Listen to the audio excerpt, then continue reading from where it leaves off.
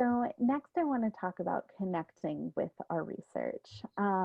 So I do this in a variety of ways. So making sure we have a variety of experiences. I talked about this a little bit with programming, but it also has a lot to do with how we teach classes. So I tend to go one of two routes, probably one of three, and we'll get into that. But having a show and tell component, which is kind of my go-to, where I would meet with the professor, the instructor, about, okay, what brought you to the Schomburg? What do you want me to show your kids? What kind of experience do you want? Where we would work together and I would curate a lesson plan with materials from the collections to show the students.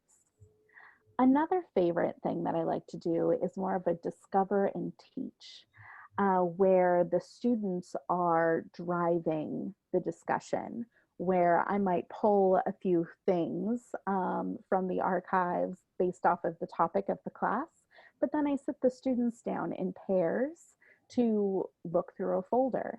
And then I ask them questions. What are you seeing? What type of Mhm. document or item is this? How would you use it for your class project at the end of the term?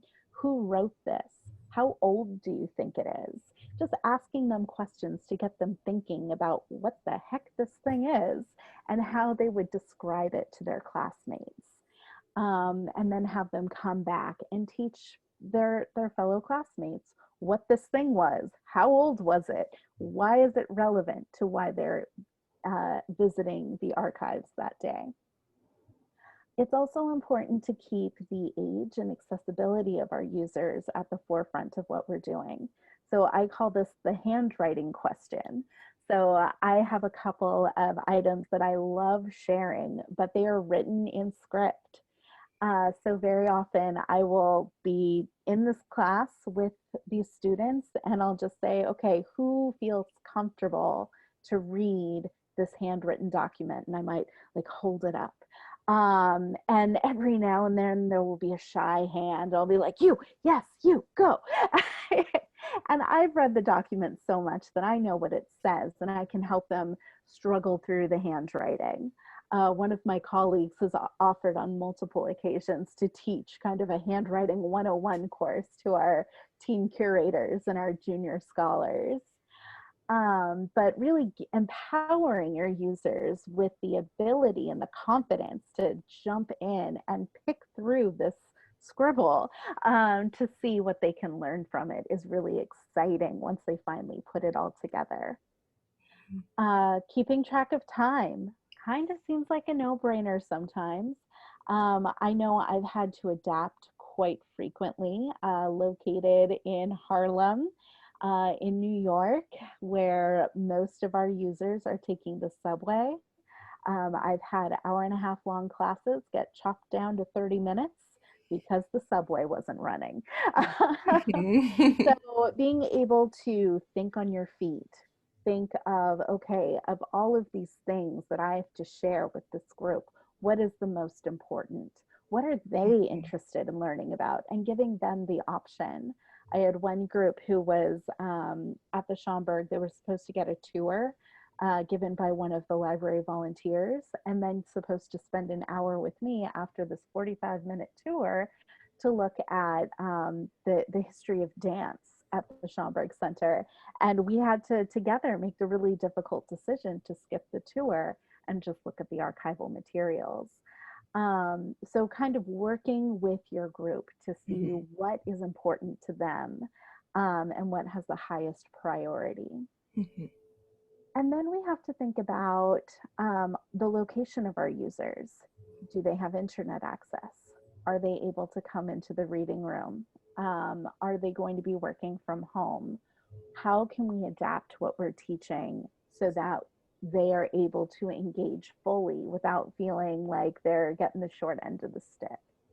Mhm. I love the point you raised, Bridget, about sort of leading the discovery with the students by asking them questions like, and questions that don't have a right or wrong answer, I think are key there. So I Yeah. just wanted to like highlight that, because that is a much more inviting and supportive way of having them engage with the materials without that fear of being wrong.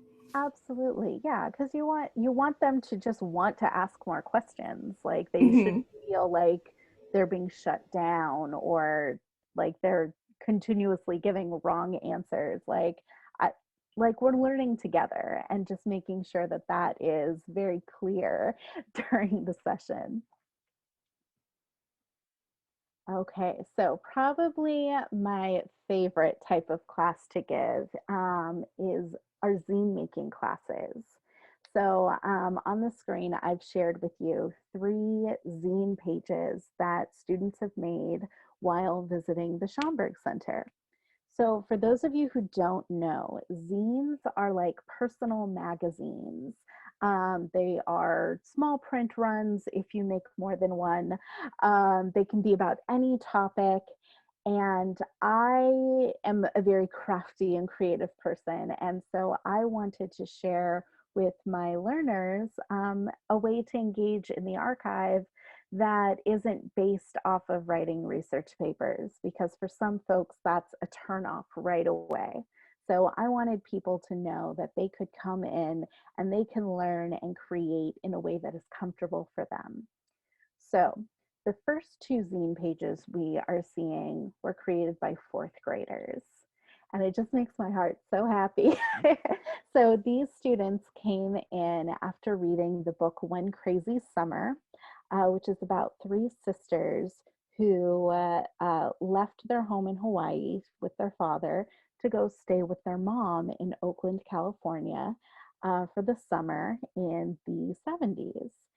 And so these girls were thrust into a world where the Black Panther Party was a very strong force in the community, and their mother was a part of it. So these students had this kind of understanding of the Black Panther Party that they had learned from this book. And then I gave a lesson on the Black Panther Party and kind of the basics of what they stood for and the 10-point program. I then divided the class into groups of 2 or 3 students and assigned each group one of the 10 points. So there were 10 points or 10 groups that this class was divided into. And then they created zine pages referencing the book and whatever point it was that they were assigned. So the students got really into it. I had provided them with markers and copies of photographs from the archives and the digital collections and magazines and just things I had found referencing the Black Panther Party. And they were able to process the 10-point program and relate it to the book that they had been reading. And so the first one is based off of point 7, which reads, "We want an immediate end to police brutality and murder of Black people," which is like a heavy thing for a 4th grader to be like exposed to and think about, but look at the time we're in now. So it's super relevant still. And then the student wrote their own interpretation of this. Police stop murdering innocent people like little Bobby, who is a character in the book, or arrested like Huey, Panther Power. And that was how the student represented what they had learned. And then the same thing for point 3. We want an end to the robbery by the capitalists of our Black and oppressed communities. And the student created her own vision of what that looks like. In the third image, this was actually a college student who came with her class, and they were just given just a really broad um, collection of materials. So again, we have photographs, we have copies of Black Panther Party pamphlets and posters, and she created her own poster that says "New York Free, all political prisoners. We will not hesitate to either kill or die for our freedom." And then it has a couple of other quotes that are much too small for me to read right now. But like she did such a beautiful job just marrying all of these Mhm. clippings and pieces together to tell a story that was true to her heart, based off of what who she had access to that day. So creative learning is possible. It's relatively easy to do, and it's a great way to interact with our users of all ages. That's the beauty of it. It's like, who brings fourth graders to the archive to do research? You don't usually, but we can figure out ways to make that possible for them. Mhm. One of the things I love about this project, Bridget, and there are many things to love about it, is that it's such an accessible way for young people to get familiar with the collections, but it's also, I imagine, therapeutic in a way in terms of connecting what happened in the past to what's happening currently, and you providing this context and this safe space for them to creatively work through Mhm. some of this stuff. So it's just it I love it for many reasons, but I think that's like the top reason I love it. Yeah, it's so much fun to do. And just watching students like kind of light up when they're like, "Oh, this isn't going to be research. I get a cut and paste." I was like, "Same." Yep. Like, Yep. let's relax. Let's learn and relax. Absolutely. Creative work the right side of our brain. Absolutely. Yeah. Which is such an important point. Archivists, and going back to the whole serious business Yeah. thing, it's like this is an equally valid way to use collections to have people learn from them, and I love it because it's stuff that we don't traditionally get to do a whole lot of, and so it's inspiring. So thank you for sharing that example.